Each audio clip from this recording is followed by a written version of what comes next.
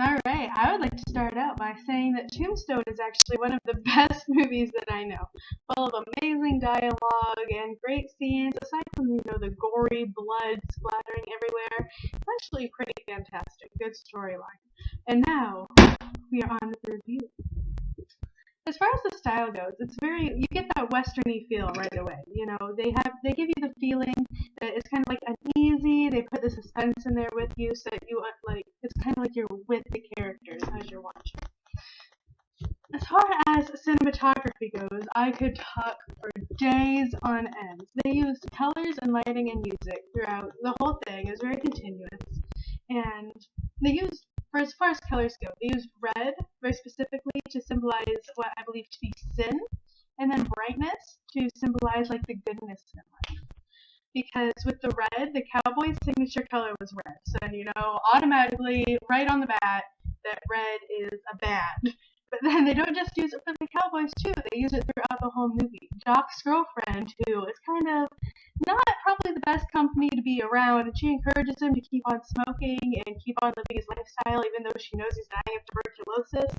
So she's not really the best lady, and she wore red a few times. And also in the saloon areas, it was kind of like a red, foggy haze around the area. So it kind of gave you the feeling like, maybe this isn't the greatest place to be.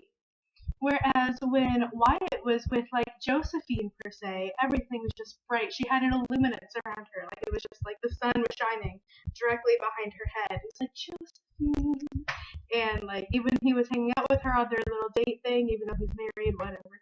They were in the fields and everything was just bright and happy and colorful. And she was riding a white horse, for heaven's sakes. Like if you need any more symbolism to say that this is supposed to be a good thing, then I don't know what else you need. I don't know if I can have that much there. And then also with Josephine, whenever she showed up, there was this beautiful like classical music that just surrounded her, and it was just like Wyatt was like in awe of this woman. Whereas like throughout the other movies, the music was more just like the whole westerny, rowdy, Wild West feel like you would normally get. That kind of like gives you the feeling of the sinful, rowdy, Western stereotype that you have. As far as continuity goes, what I loved absolutely was one of the very first quotes that was said was when the priest was prophesying at the Cowboys after they had shot the married couple.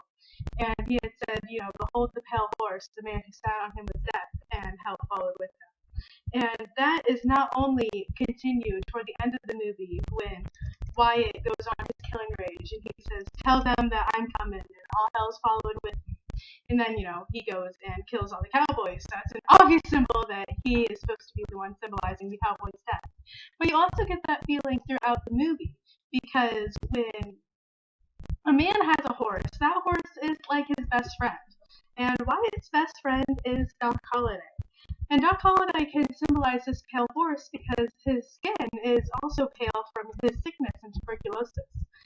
And so also because horses are supporting the human that's riding on them, carrying throughout the way, Doc was Wyatt's friend and supported him through absolutely everything. Even when he was dying, he still got up and he went and he helped Wyatt out, killing the cowboys for him. So that followed with Wyatt and Doc Holliday. And so that continuity I just really loved throughout the whole movie. Just made me elated. And then as far as the casting goes, I think that Val Kilmer, I hope I said his name right, did an absolutely fantastic job with Doc Holliday, but I might be a tad biased because I'm a little bit in love with Doc Holliday's character. But I just feel because when I was looking Val Kilmer up, it just like immediately I didn't think that was the actor that played Doc Holliday. I had to look at multiple sources because I just thought he looked so different and his like demeanor I didn't feel was the same person that's Doc Holliday in Tombstone, but he really is. And so I just thought it was fantastic that he was able to morph his own character into the character of Doc Holliday as much as he did. I didn't even realize that it was that man.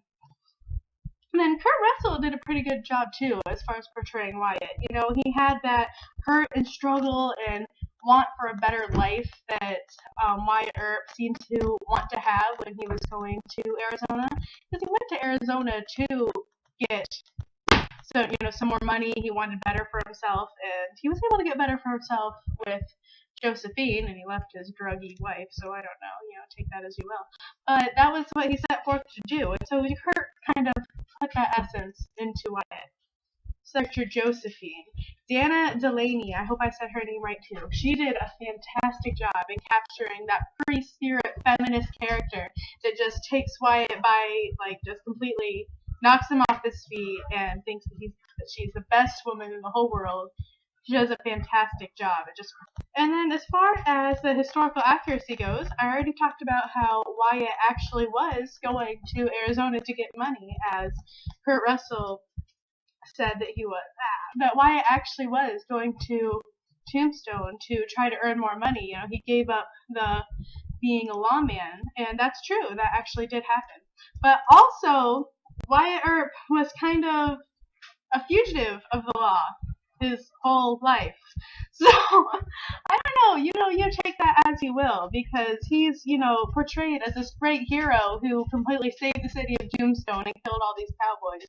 He wasn't that saintful of a person. He wasn't all that nice. He was born in Monmouth, Illinois. He's from Illinois native. So that's nice that we have that. But he got in trouble when he was young, and so he flew to Peoria and became a well-known pimp. His name, his nickname was the Pimp of Peoria, and he just had this array of prostitutes. He even prostituted his wife. So maybe that's a reason she did drugs. I don't know. But he kind of had a bad name for himself. So it's interesting how Hollywood has portrayed him to be this noble and good character. Because also the cowboys weren't necessarily the bad guys, because the actual fight at the OK Corral wasn't necessarily just because the cowboys had guns in the city. That was a major part of it, but it also had to do with some stolen donkeys, and it had to do with debates with the families of the cowboys and the Earp family, and it had to do with just a Republican-Democrat argument. So there was a lot of extra factors going into this fight, and it wasn't just bloodthirsty hate. It was just kind of political a lot of the ways.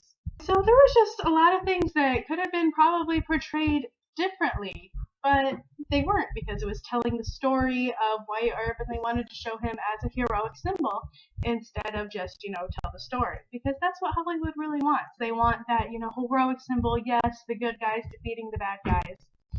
Even though that's not always necessarily true. And I hope that you enjoy my blog presentation. Thank you.